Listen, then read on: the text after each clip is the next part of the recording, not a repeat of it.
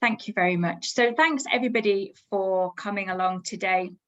There are going to be three of us speaking formally as part of this presentation today, but I'm sure there'll be opportunity for contributions and questions at the end if everyone's happy with that. So today's the 24th of November, and as the talk goes on, you'll see why it's been quite fortunate that today has landed as the day of Brand Round, and also as timeline for ReSPECT. It's a really significant day for us because it's today that the app has gone live locally, but Chris is going to talk us through a bit more of that as the talk goes on. So on to the next slide, please, Chris. The word respect, it doesn't just mean the simple word of respect and respecting those around us and the people we work with, but it is an acronym for Recommended Summary Plan for Emergency Care and Treatment. And it is a process that we are adopting across NHS Tayside. So the three of us, I'm Ellie Salter, I'm a specialty doctor, and I work within general internal medicine, which is Ward 4 in Ninewells, and the palliative care team in Tayside.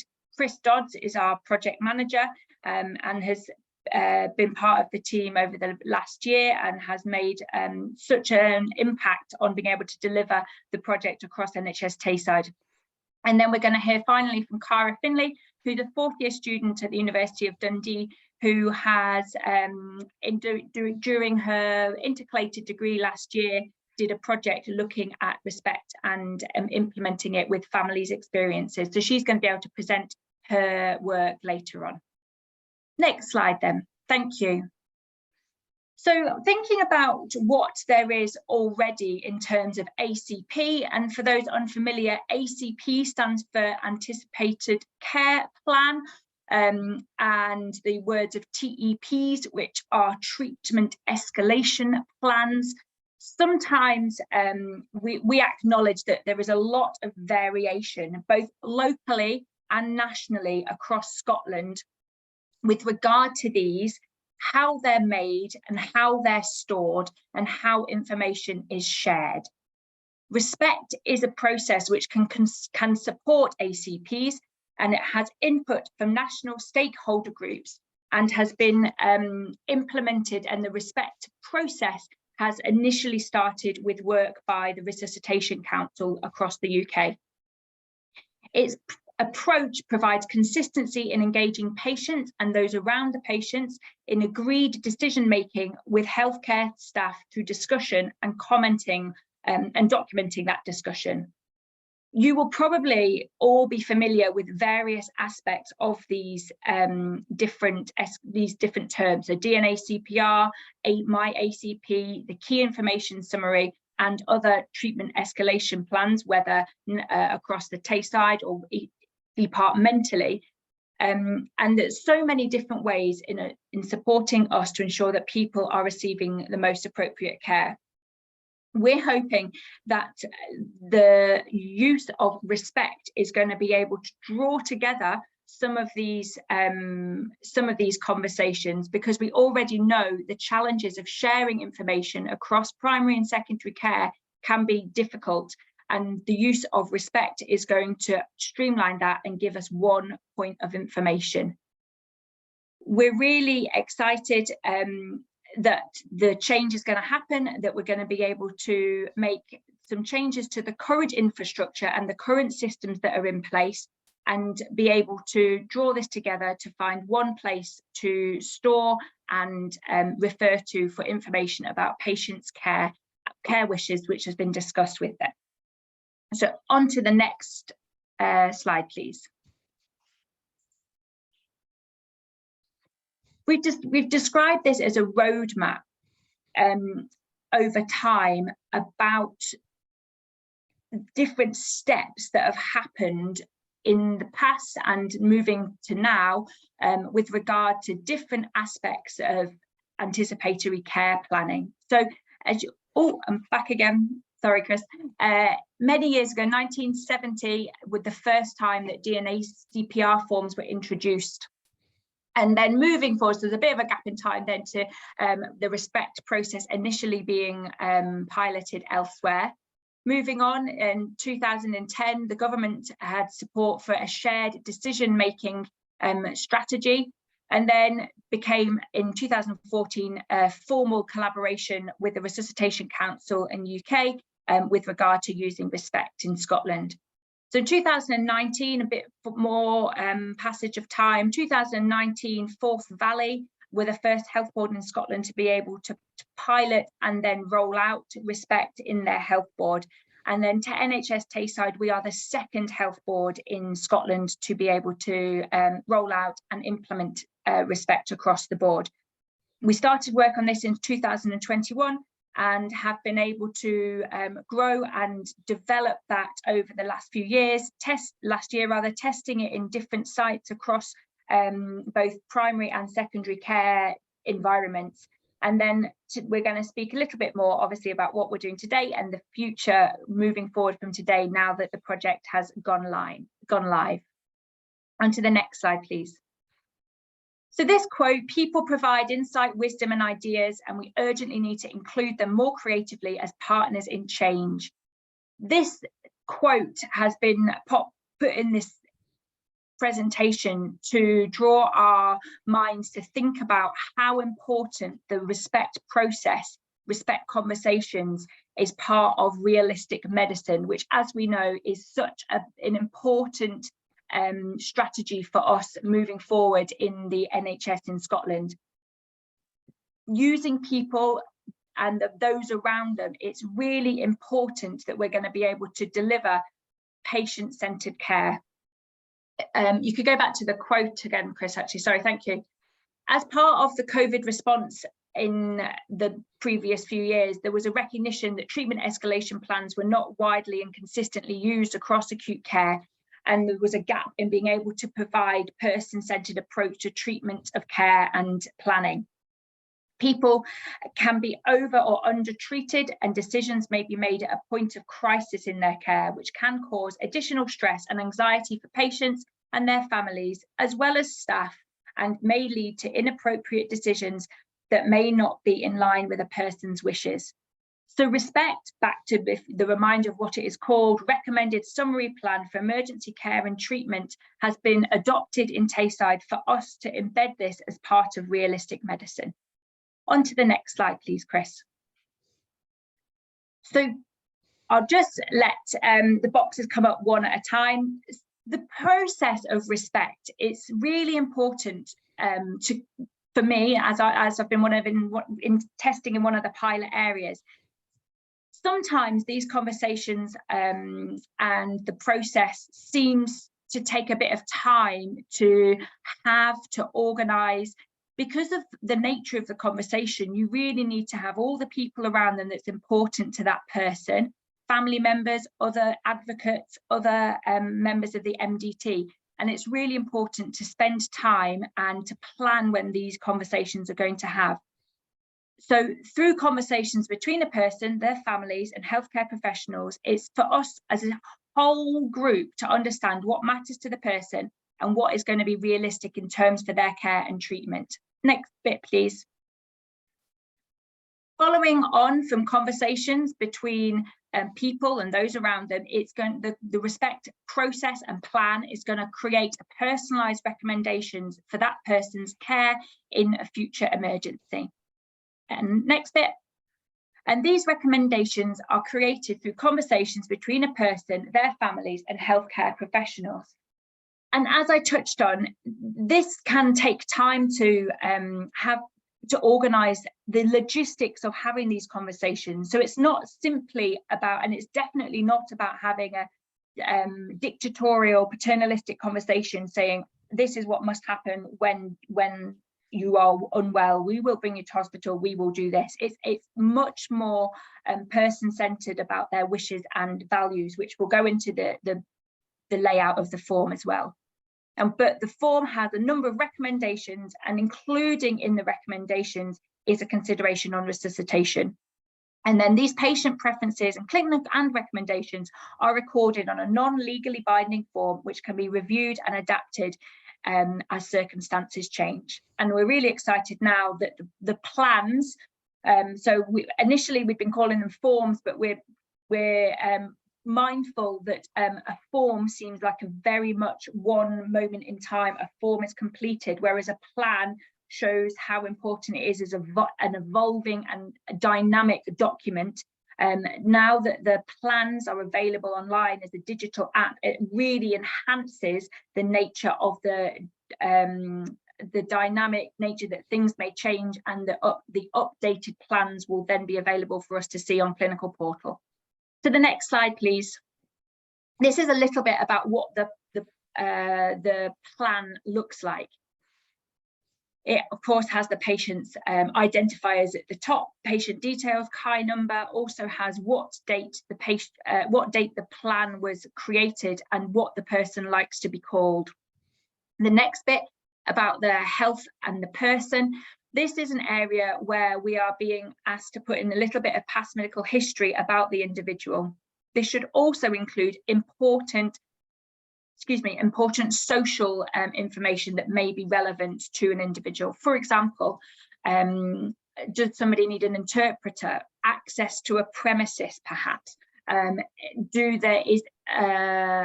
they got any physical needs which will need to be considered? It's important also that this information is presented in a language that people across all health, social care and interface agencies, for example, ambulance, out of hours service, all can understand. So it's really important that we don't use really technical medical language, but are able to put it in simplified and less complex language so that people of all professions can understand what is being documented. The purple bit in the middle where it says preferences for care, this is a scale about prioritising and whether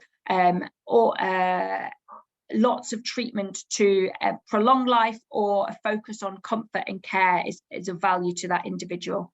And the boxes here are what people value and don't, what is important and what people value most and value least. For example, wanting to avoid hospital admission, somebody might say, wanting to be independent, spending time with family, their likes and dislikes. So it's really important that we're able to tease out what is important to people. The box in between, in these three boxes here, that is about a balance, so about prioritizing extending life, but with perhaps I can't remember what the word exactly is from that middle box. And then the one on the right is about comfort measures, so balancing comfort and prioritizing care. And this is the box here about the clinical recommendations for care. So this box here is where we will speak about what would happen in the event of an emergency. The focus of this was about when people are unable to make their wishes known. So people perhaps when they lost consciousness or other changes in capacity or cognition. However, I really believe that this framework is not only for people when they are unable to communicate, but also in all circumstances. It is a really useful tool and format to have conversations and put recommendations in place. So, for example, would like to come back to hospital for antibiotics, would be appropriate for IV bound antibiotics. Somebody perhaps might have a palliative diagnosis, disease progressing, would like further antibiotics, but following acute hospital admission next time, better placed under palliative care services known to Macmillan team, perhaps would be a recommendation. Alternatively, someone who's might be for full escalation but has complex needs but still is for full escalation, you would pop that recommendation in there.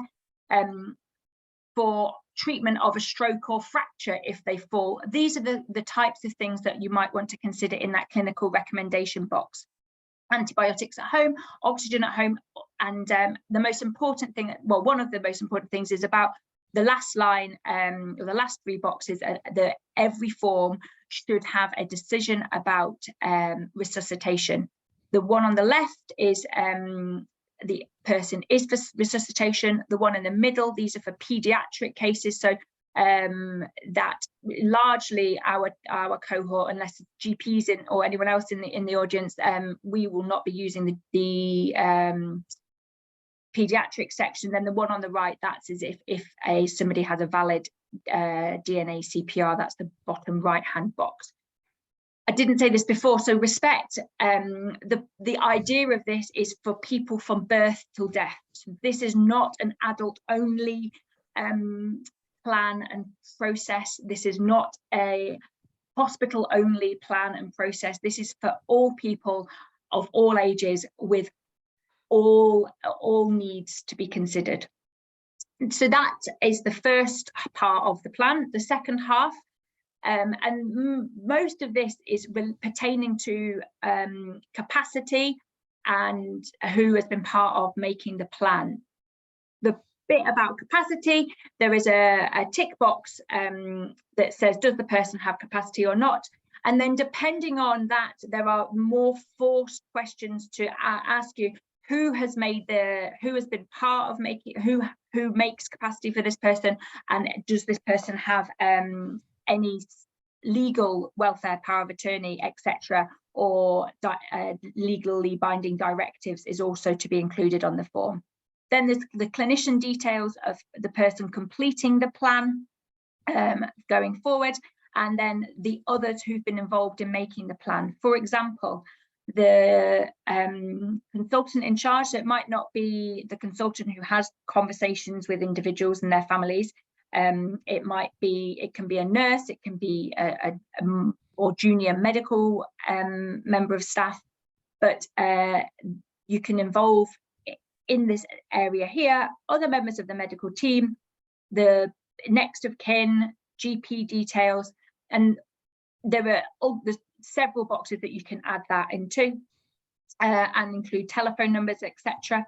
And then there's the review details section, and that is looking at the next time a plan is reviewed, the edits that you're making, and just date stamps and time stamps that part of it.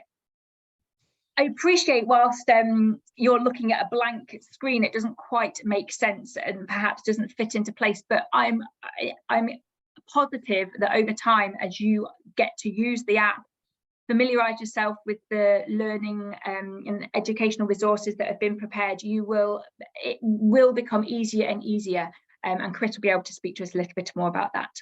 And on to the next slide, please.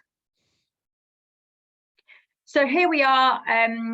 We've gone through the roadmap before, and it's been really exciting to be involved in this so far. I've been doing most of the testing within Ward 4 in Nine Wells, and there's been a couple of other sites in Nine Wells and a couple out in community hospitals as well, and some community testing in care homes and GPs. So it's been so exciting to be able to be part of this and to be able to share some of the people that we've been having conversations with is what I'm going to do next. I should say we've had probably more than a dozen plans that we have completed in Ward 4.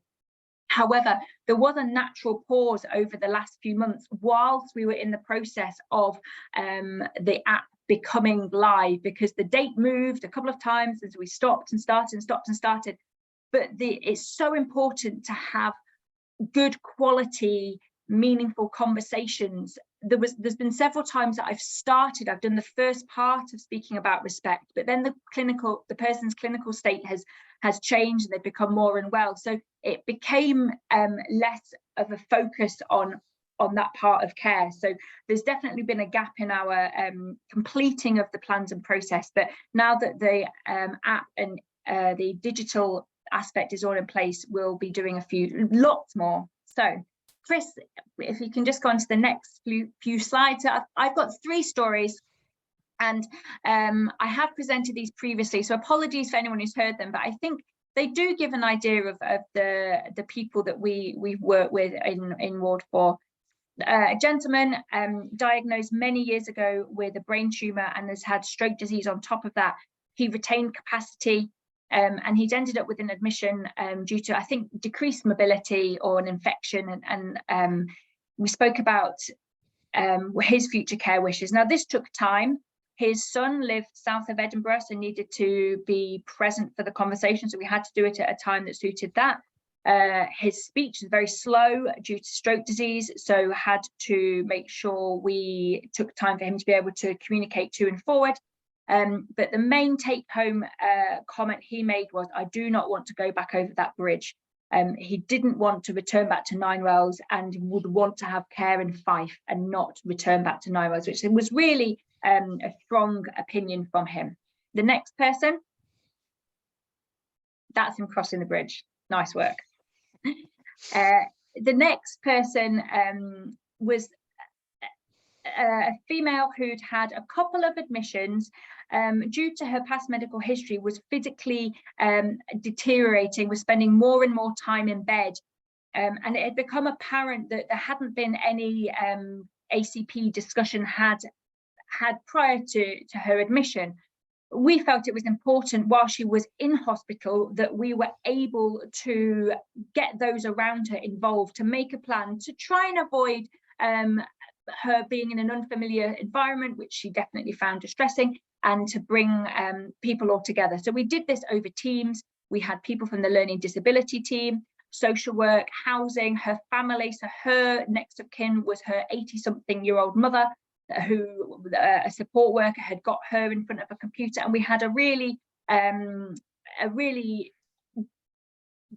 comprehensive discussion about this lady's needs, and completed the ReSPECT process and plan around her, held on Teams. And then the next one. This was an older man who had lived independently for many, many years, but had come in with increasing frailty, and part of that needed a new package of care. So we took the opportunity, whilst the man was in hospital, to get those around him to have a conversation. That isn't always appropriate for the conversations to happen in the acute setting. Sometimes everything is all too much is going on, and having conversations in the community are more appropriate. So what we have also been doing, and I'm sure teams all do this here, is ask other people to take on some of the steer for conversations for people who perhaps know patients a bit better than in the hospital. I think that is where my slides of the patients finish. But as summary, we have a really mixed patient cohort where I work on Ward 4 within palliative medicine as well. It's really important, as I've said, to take time to have these conversations, finding the right people to have them with, and to be able to share the information has been a challenge, putting it onto clinical portal, etc. But now we've got the app, it's going to be obviously a much smoother transition. So I'm really looking forward for you all to hear from Chris, who will now go through some of the digital app information. Thank you. Thanks, Ellie. Is my microphone on? Yes. Wasn't sure if I was muted for that presentation. You can hear me, Ellie, yes? Yep. Yeah, super. Okay. Thanks, Chris. So yeah. So I came onto the project. A lot of the groundwork, the scope and the requirements that had already been done prior to me joining the team. I came into the team in July this year. From then, we've been hosting regular implementation group meetings across a wide spectrum of stakeholders. We've had training and implementation plans developed with our pilot areas. We've got 7 pilot areas using the ReSPECT process. Now, over that period, they were working with the paper forms or the paper plans.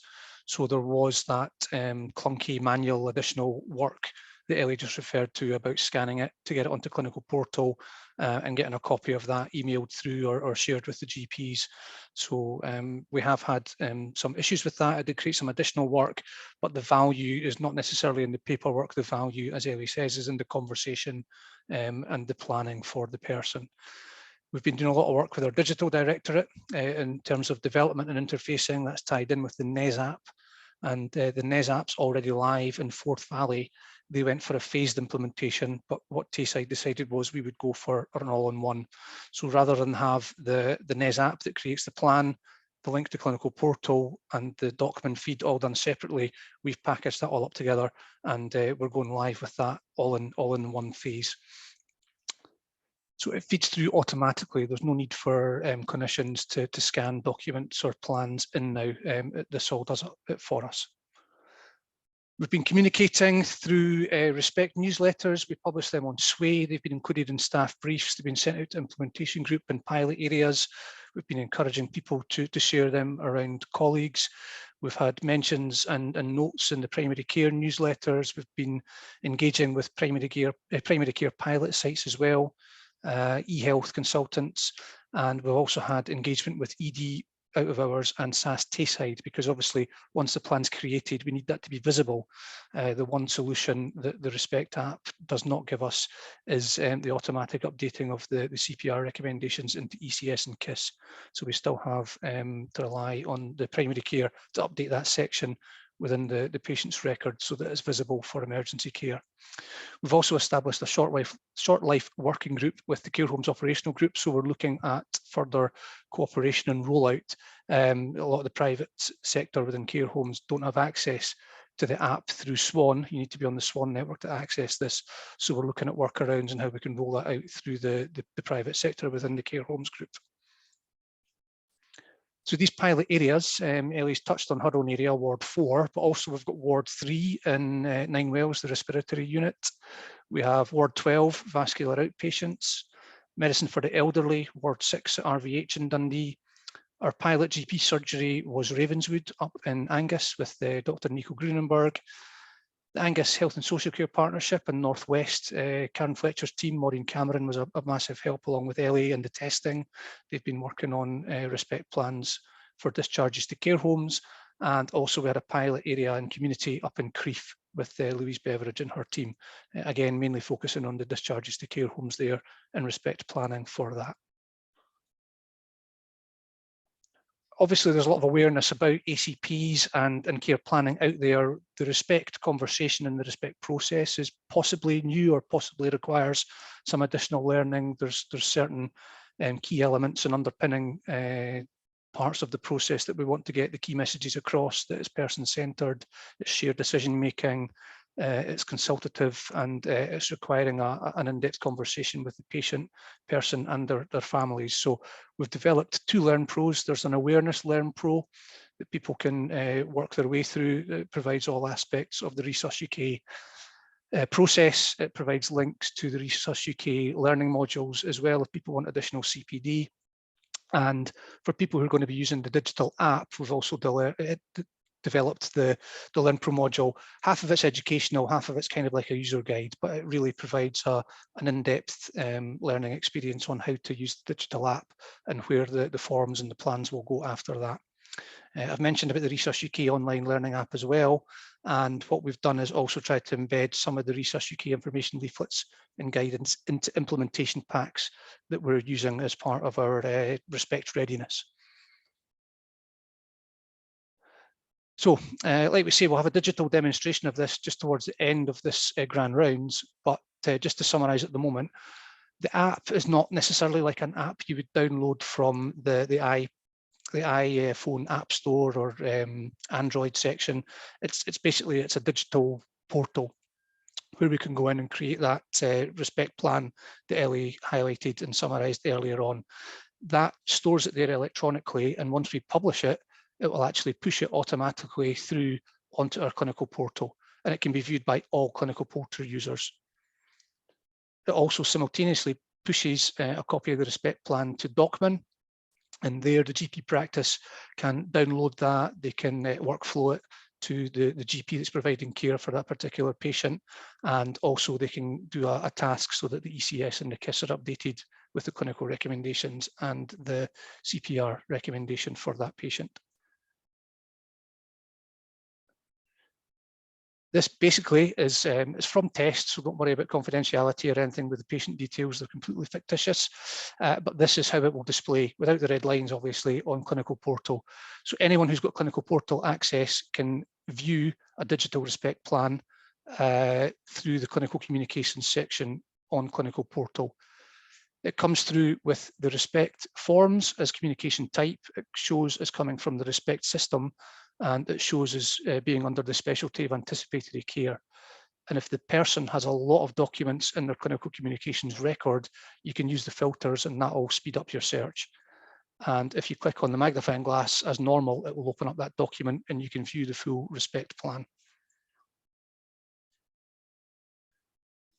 As Ellie's alluded to, we are live. We have been doing all our user testing. We've been doing all our readiness and actually delighted to confirm that we went live with the digital app and the full integration onto NHS Tayside Clinical Portal and Docman this morning.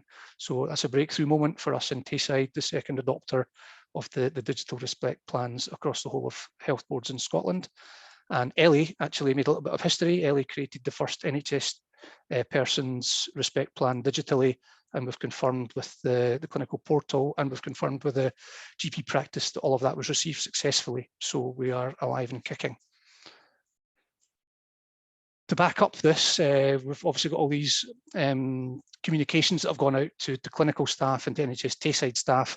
We're also backing this up with a public awareness campaign. It would be good to engage with members of the public who know or who may themselves personally wish or know a relative or friend or family member who would benefit from having a ReSPECT plan.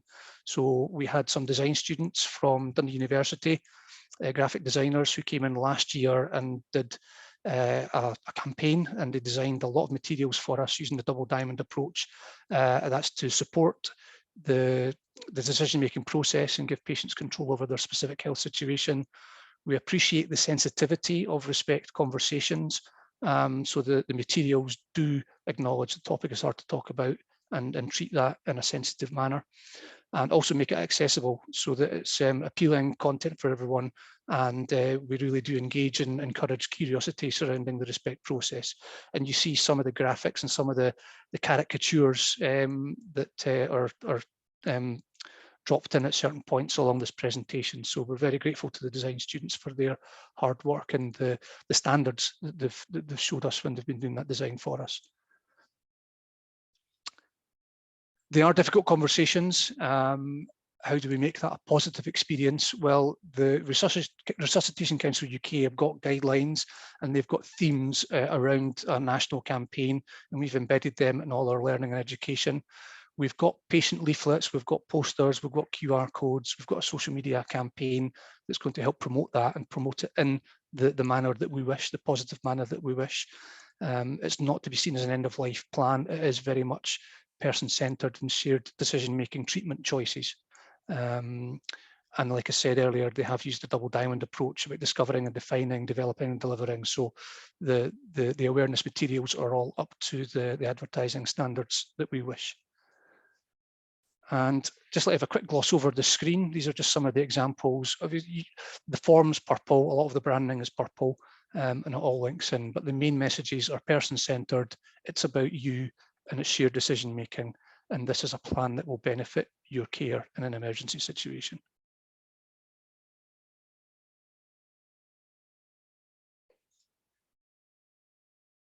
I think I can just move on from that.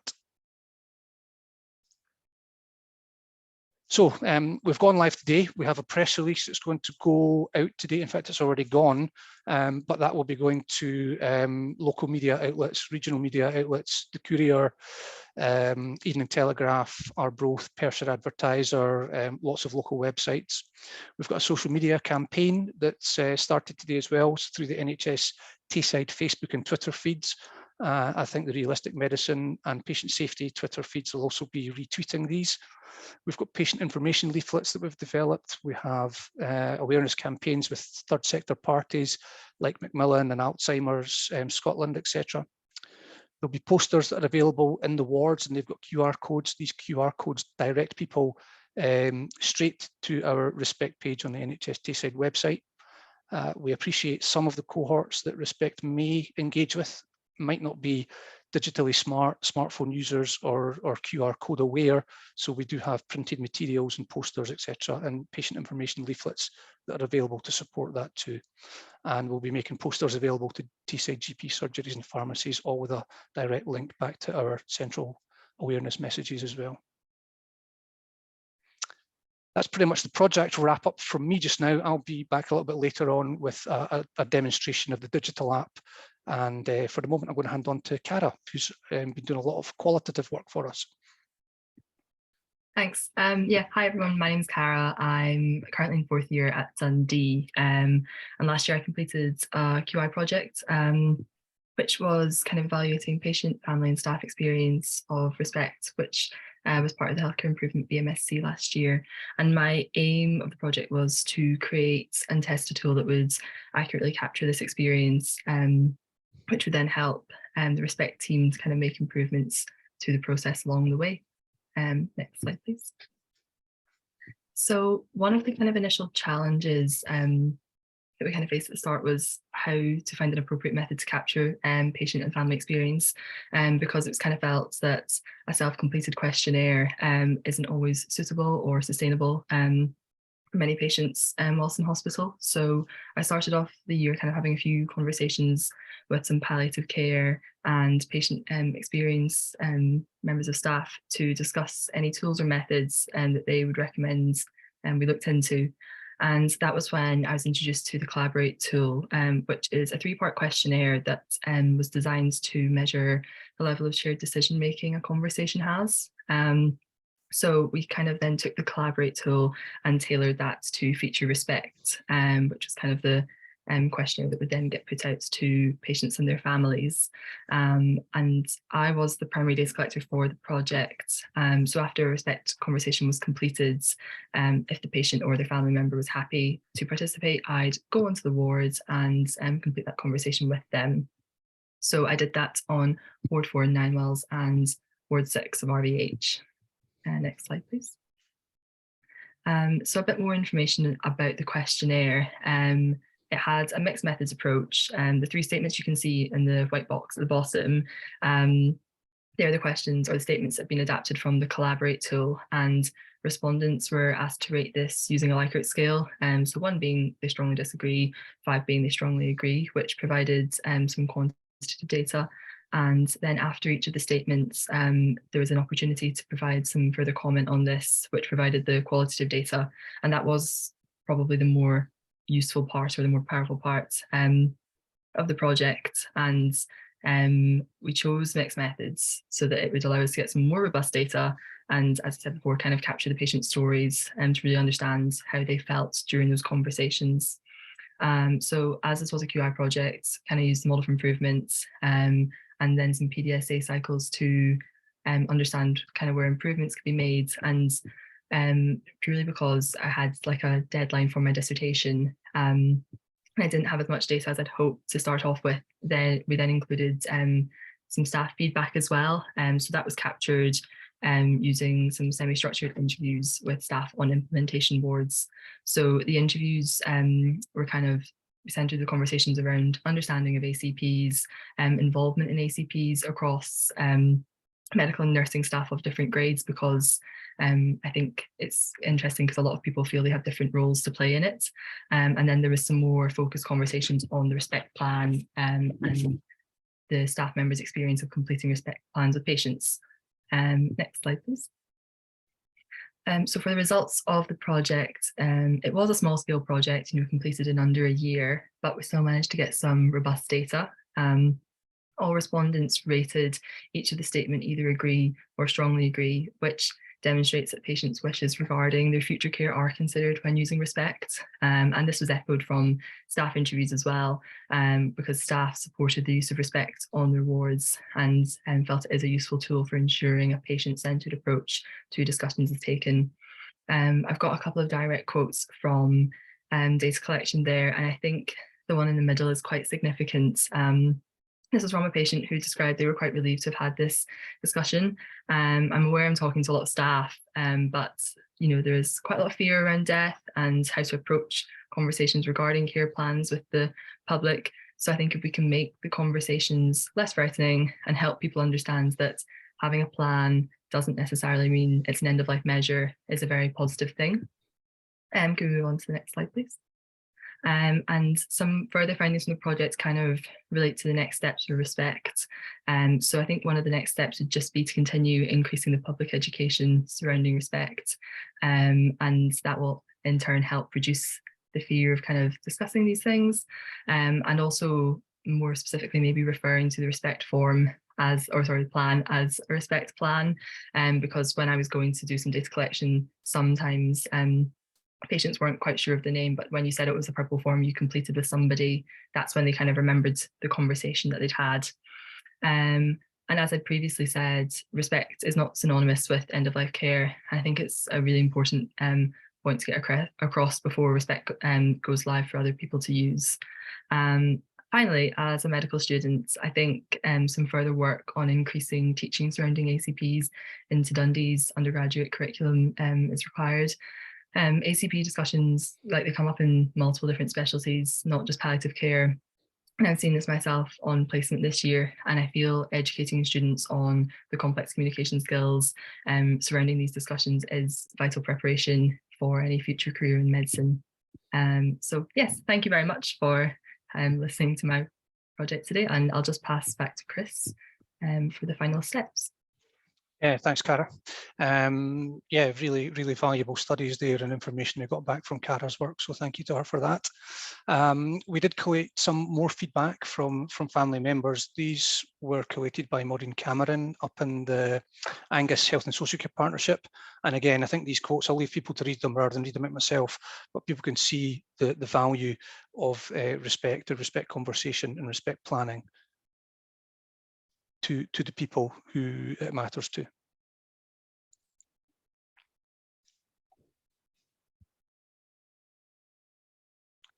And again, the main messages we're trying to embed in our education and awareness programs is it's more than a form, and it's person-centered and it's shared decision making. And I think that feedback echoes that. Okay, I'm going to give a digital app demonstration now, but what I'd just like to quickly highlight is if people want to scribble down, and I know it's recorded as well, but our Learn Pro modules are live. So these two Learn Pro modules are available now from NHS Tayside. One's in the Patient Safety and Quality Improvement folder, NHS Respect Awareness. That'll give you all you need to know about the process, the conversation planning tools, the red map process, and how the information is displayed on the form, the plan, I beg your pardon. And the second one is in our eHealth Systems folder on Learn Pro, and that's more of the user guide for people who are going to actually be creating the plans and making the plans digitally to share with the clinical portal and the document systems. So I'll come back to the digital app demonstration now. I appreciate we've got about 30 minutes left. I'll try and make this as quickly as possible without rushing through it, and we can take questions at the end if that would be okay. So if you just give me a couple of seconds, I'll stop sharing this and I'll get my computer ready to share the other screen.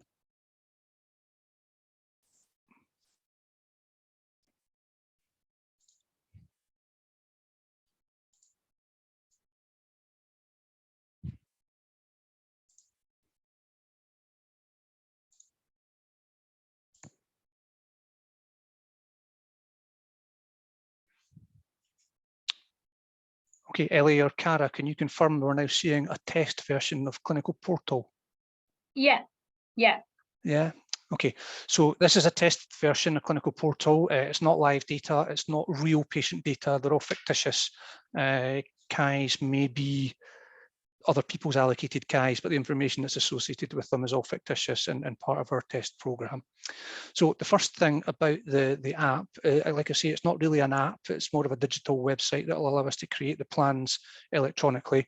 You can access that once you've got user permissions. Been through our Respect readiness checks. There's now a new option on Clinical Portal under Clinical Apps, and you click on Respect. And if you click on Respect and you've got permissions, it'll take you to this landing page within the ReSPECT portal. On here, we've got the discussion guide. So we've got key messages and key components of the conversation planning. And I think, Ellie, you'd echo that the conversations need to be planned. They're not just things that can happen off the cuff or just, you know, pounced upon the person when they're in care. We really need to plan and focus on making sure that these are going to be quality, empathetic conversations. There's stuff in here about ensuring before the conversation what's going to matter and how to prepare the person for the question, and then it's got the full explanation of the red map process and what that red map acronym stands for. So it's all CAI driven. If we type in,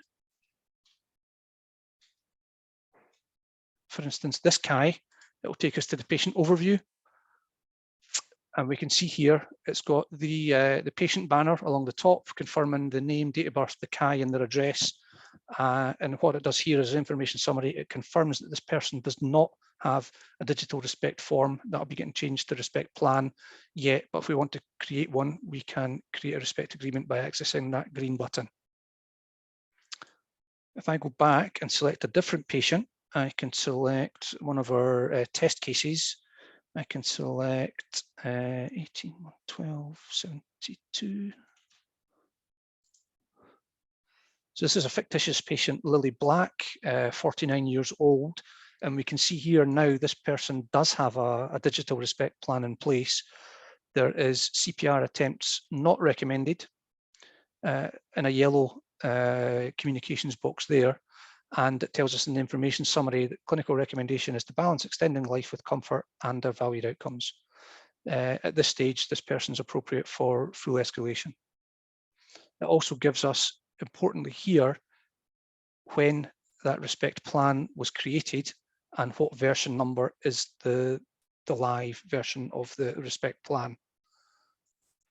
We can access that plan down here. The live plans have got the green version button. If we want to see, in any particular instance, the historical versions of the ReSPECT plan, because I think if you remember at the start, Ellie said one of the main benefits of the digital planning process was if the person's situation changes, if the plan needs reviewed or adapted, we can just go in and type in the changes now and republish it. We don't have to fill out a new paper form and scan it in, etc. So we can get the previous historical versions here on the ReSPECT app, but we can view the live version of that ReSPECT plan here. And all the sections of the purple form that Ellie highlighted earlier are exactly mirrored in the digital app. We've got the understanding of their health conditions, what matters to them, any planning documents in place, what they value the most, what they wish to fear or avoid, the clinical recommendations at this stage and the clinician that signed off on that, the involvement and the capacity in the plan, who's been involved in making the plan, and then we've got the clinician's signatures here and a section for the emergency contacts. And all these are editable. And if they change, we then have to republish a new version of the form. I'm going to go back to that. If we're viewing the most active version of the digital plan within the app, we can download that as a PDF.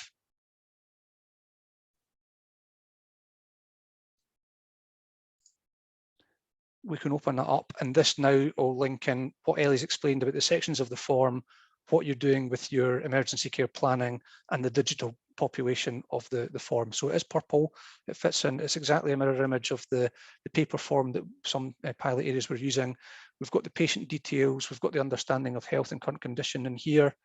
We've got if there's a legal welfare proxy in place or not, what matters the most, what they wish to avoid.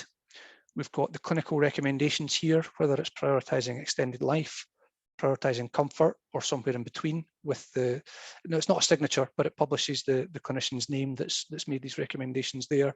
Additional treatment guidelines here, and we've got the CPR recommendations at the bottom for CPR, modified CPR, or CPR not recommended. Now, the only thing I'll say at this point about CPR not being recommended is that because we're adopting this as NHS Tayside, we still have to adhere to the national DNA CPR policy and guidelines for not attempting CPR. So that means that a red DNA CPR form and process will also have to be gone through if CPR is not recommended under ReSPECT. We've got the capacity for involvement section on the back page. We've got who's been involved and their additional capacity notes. We get the clinician's signature. There's space here for the name and the GMC number and the time. We've got the emergency contact details, and you'll see at the bottom of each PDF, we also get highlighted here the dates and the timestamp, which is universal time. So sometimes in the summer it may show us an hour behind if we're checking a live form, and the form version number here. The last page is just guidance for the person once that plan's been created. So we can print that off, and it's important that we give a copy of this ReSPECT plan to the person. It's their plan, and they can retain that with them in the event of an emergency. keep it on the fridge, keep it beside the telly, keep it on a table in the living room, somewhere where emergency staff, carers, family and friends will know, and make that form very profile and visible to people in the event of an emergency. If you're in the historical versions, you get a yellow strap banner that says it's an old version and you cannot download that as a PDF. So if I come back to, I'm going to have to move this. If I come back to Clinical Portal, and if I go into Lily Black's Clinical Portal record, now, if you can please ignore these bottom 2 lines, because that was, it's old data from testing and we've not been able to clean up the test site. But basically, Clinical Portal will only ever display the live version or the most recent version of the ReSPECT plan. So this is what your Clinical Portal would look like. It'll come through ReSPECT forms under communication type. It'll come through as the system showing as ReSPECT, and the specialty shows as anticipatory care. You can get quick access to that using the filters. All the filters up here are valid, and that will help you narrow down to find the ReSPECT form in the event of an emergency or a quick inquiry. And if we open up the magnifying glass,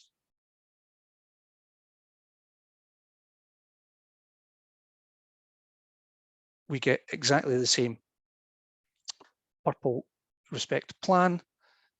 It's got exactly the same information on it, and if you see down here, that is matching up exactly, corresponding with the details held in the ReSPECT app, created on the 8th of November, and it's form version number 6. So there's no clinical risk within both systems of a different version of the form being available.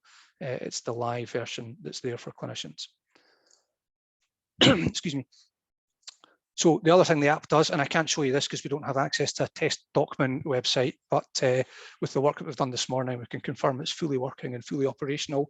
It'll push a copy of that PDF onto Docman, and from there the GP staff can workflow that. They can file it in Vision, they can push it onto the GP to review, and the clinical staff can also take the CPR recommendations and the clinical recommendations out and update the ECS and the KISS records so that that's available for ED out of our staff and SAS Tayside crews.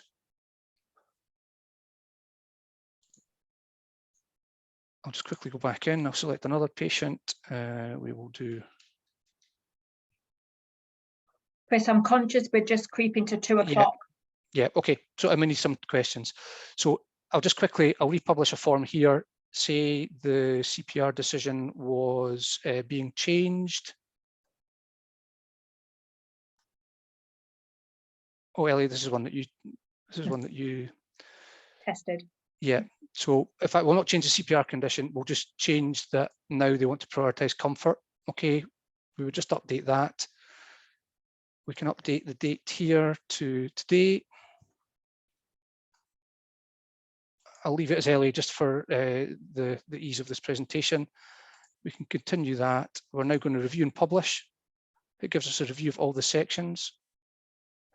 And it's got a belt and braces checkbox. I'm going to double confirm here that for this patient, Leslie, and it only ever mentions the first name to try and personalize it. For Leslie, CPR attempts are not recommended. I'm going to republish that form. And you'll see here now the latest version of the forms, 24th of November, version number 8. Version 8's updated here live. We could download that as a PDF, print that off and give it out to the person. And there's about a 2 or 3 minute lag, but basically that would then update here in the clinical portal, and version 8 would be viewable for that particular patient. So it's online, it's instantaneous, the systems are synced. There's many benefits of having that synchronized information available to various different clinicians across the service. Unfortunately, ECS and KISS still need updated by the GP surgeries, but that has been fed back to NES, and that's on the list of product enhancements that we worked on next year. So I'll finish off the clinical demonstration on that, and then we can open up to questions, Ellie. Brilliant. I think, yeah, the last slide was just to say thank you. So yes, I don't think we need to go back to our presentation. We do have a question there, Chris, already. Kirsten has asked, does it use the patient's preferred name for personalisation or their given name? And I think I can answer this. It gives the name that is logged on the clinical database for the clinical portal. So if somebody's got Sarah Jane, it will be Sarah Jane. If someone's got Charlie, it'll be Charlie. If someone's got two first names listed as a first name, so it's that we can't override that, can we? It pulls it through. It's fed from the national CAI database. Yeah. So whatever's on the CAI, that's what feeds through onto the ReSPECT plan digitally. Yeah. So thank you everybody for, and I'm conscious we have got to 2 o'clock, which we don't, yeah, we've got so much to talk about. It's so exciting, all the work that's been done. Does anybody have any questions at the moment, or comments?